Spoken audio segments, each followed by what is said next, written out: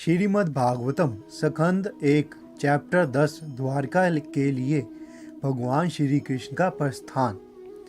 जय श्री कृष्ण दोस्तों, पिछले अध्याय में आप लोगों ने जाना कि किस प्रकार भगवान श्री कृष्ण की उपस्थिति में भीष्म देव ने अपना देह त्याग किया। अगर आप लोगों ने वह वीडियो नहीं देखी है तो ऊपर आई बटन में उसका लिंक है, आप वो वीडियो देख सकते हैं। और इस अध्याय में हम बताएंगे कि भगवान श्री कृष्ण ने द्वारका जाने के लिए जब प्रस्थान किया, किस प्रकार उन्होंने इस निर्णय को, भगवान के निर्णय को लिया। तो चलिए शुरू करते हैं आज की वीडियो। चैप्टर 10 द्वारका के लिए भगवान श्री कृष्ण का प्रस्थान। शौनक मुनि ने सूत गोस्वामी जी से पूछा, जो महाराज युधिष्ठिर की वैध पैतृक संपत्ति को छीनना चाहते थे, उन शत्रुओं का वध करने के बाद महानतम धर्मात्मा युधिष्ठिर ने अपने भाइयों की सहायता से अपनी प्रजा पर किस प्रकार शासन चलाया। निश्चित ही वह अपने साम्राज्य का उपभोग मुक्त होकर अनियंत्रित चेतना से नहीं कर सके। सूत गोस्वामी जी ने कहा, विश्व के पालनकर्ता भगवान श्री कृष्ण महाराज युधिष्ठिर को उनके साम्राज्य में पुनः प्रस्थापित करके एवं क्रोध की दावाग्नि से विनिष्ट हुए कुरुवंश को पुनर्जीवित करके अत्यंत प्रसन्न हुए।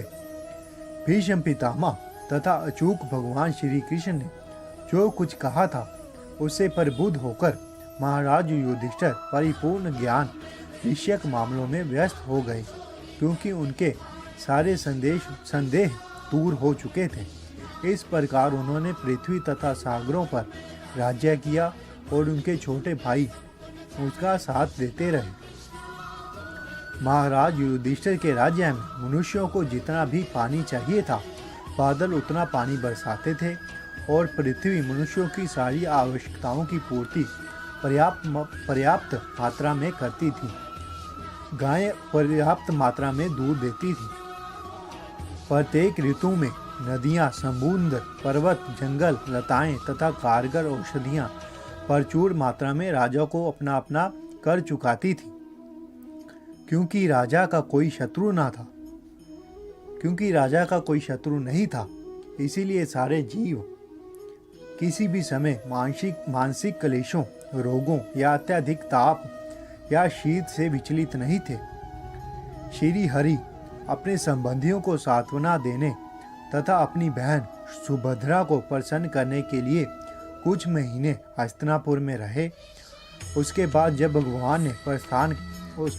भगवान ने जाने के लिए अनुमति मांगी तो राजा ने अनुमति दे दी।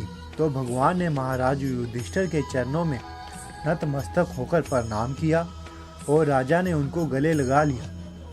इसके बाद अन्यों द्वारा गले मिलने एवं नमस्कार करने के बाद वह अपने रथ पर चढ़ गए। उस समय सुभद्रा, द्रौपदी, कुंती, उत्तरा, गांधारी, धृतराष्ट्र, युयुत्सव, कृपाचार्य, नकुल, सहदेव, भीम, धौम्या तथा सत्यवती सभी मूर्छित से हो गए, क्योंकि भगवान श्री कृष्ण का वियोग सह पाना उन सबों के लिए असंभव था। वह बुद्धिमान जिसने शुद्ध भक्तों की संगति से परमेश्वर को समझ लिया है और भौतिक कुसंगति से अपने को छुड़ा लिया है, वह भगवान के यश को सुनने से चूकेगा नहीं। उसने चाहे उनके विषय में एक ही बार क्यों ना सुना हो, तो भला पांडव उनके वियोग को कैसे सह पाते, क्योंकि वह उनसे घनिष्ठतापूर्वक संबंधी थे। वह उन्हें साक्षात अपने समक्ष देखते थे, उनका स्पर्श करते थे, उनसे बातें करते थे, उनके पास सोते उठते तथा भोजन करते थे। उन सबके हृदय उनके आकर्षण रूपी पात्र में द्रवित हो रहे थे। वह उन्हें अश्रुओं से युक्त नेत्रों से देख रहे थे और स्नेह बंधन से बंधकर व्याग्रता से इधर उधर मचल रहे थे। सगे संबंधी स्त्रियां जिनके नेत्रों से श्री कृष्ण के व्याकुलतावश अश्रुधारा निकल रही थी, महल से बाहर आ गई। वह बड़ी मुश्किल से अपने आंसू रोक पाईं। उन्हें भय था कि प्रस्थान के अवसर पर आंसुओं से अपशकुन ना हो जाए। हस्तिनापुर के राजमहल से भगवान के प्रस्थान के समय उनके सम्मान में विभिन्न प्रकार के ढोल यथा मृदंग, ढोल नगाड़े, धुरधुरी तथा दुंदुभी एक एवं तरह तरह की बंशियां, वीणा, गोमुख और भेरियां एक साथ बज उठे। भगवान को देखने की प्रेममयी इच्छा से कुरुओं की राजवंशी स्त्रियां राजमहल की छत पर चढ़ गईं और स्नेह तथा लज्जा से युक्त हंसते हुई भगवान पर पुष्पों की वर्षा करने लगी। उस समय महान योद्धा तथा निद्रा को जीतने वाले अर्जुन ने, जो परम प्रिय भगवान का मित्र था, एक छाता ले लिया जिसका हत्था सोने रत्नों का था, जिसमें मोतियों की झालर लगी हुई। उद्धव तथा सात्विक अलंकृत पंखों से भगवान पर पंखा झलने लगे और मधु के स्वामी श्री कृष्ण ने बिखरे हुए फूलों पर आसीन होकर उन्हें मार्ग पर चलने के लिए आदेश दिया। जहां जहां यह सुनाई पड़ रहा था कि श्री कृष्ण को दिए गए आशीर्वाद ना तो उनके उपयुक्त हैं ना अनुपयुक्त, क्योंकि वह सब उन परम पुरुष के लिए थे जो इस समय मनुष्य की भूमिका निभा रहे थे। चुने हुए छंदों से इनकी स्तुति की जाती है। ऐसे भगवान के दिव्य गुणों के विचार में डूबी हस्तिनापुर के सभी घरों की छतों पर चढ़ी हुई स्त्रियां उनके विषय में बातें करने लगी। वह बातें वैदिक स्तोत्रों से कहीं अधिक आकर्षक थी। वह कहने लगी, जैसा हमें निश्चित रूप से स्मरण है, यही है वो जो आदि परमेश्वर है। प्रकृति के गुणों की व्यक्त सृष्टि के पूर्व वह ही अकेले विद्वान है, क्योंकि वह परमेश्वर है। अतः वह सारे जीव उन्हीं में लीन होते हैं, मानो रात्रि में सोए हुए हो और उनकी शक्ति रुक गई हो। उसके बाद भगवान ने अपने अंश रूप जीवों को नाम तथा रूप प्रदान करने की इच्छा से उन्हें भौतिक प्रकृति के मार्गदर्शन के अंतर्गत कर दिया। उनकी ही अपनी शक्ति से भौतिक प्रकृति को पुनः सृष्टि करने के लिए अधिकृत कर दिया गया है। वह ही पूर्ण पुरुषोत्तम भगवान है, जिनके दिव्य रूप का अनुभव बड़े बड़े भक्तों द्वारा किया जाता है, जिन्होंने सुदृढ़ भक्ति द्वारा तथा जीवन एवं इंद्रियों पर पूर्ण संयम द्वारा भौतिक चेतना से पूर्ण रूप से विशुद्ध हो चुके हैं तथा अस्तित्व को विमल बनाने का यही एकमात्र मार्ग है सखियों, यहाँ पर वही भगवान है जिनकी आकर्षक तथा गोपनीय लीलाओं का वर्णन बड़े बड़े भक्तों द्वारा वैदिक साहित्यों के गुहातम अंशों में हुआ है। वह ही भौतिक जगत की सृष्टि करने वाले, पालने वाले तथा संहार करने वाले हैं। फिर भी वह उसे अप्रभावित रहते हैं। जब भी राजा तथा प्रशासक तमोगुण में स्थित पशुओं की तरह रहते हैं, तो भगवान अपने दिव्य रूप में अपनी परम शक्ति सत्य ऋतु को प्रकट करते हैं, श्रद्धालुओं पर विशेष दया दिखाते हैं, अद्भुत कार्य करते हैं तथा विभिन्न कालों तथा युगों में आवश्यकता अनुसार विभिन्न दिव्य रूप में प्रकट करते हैं।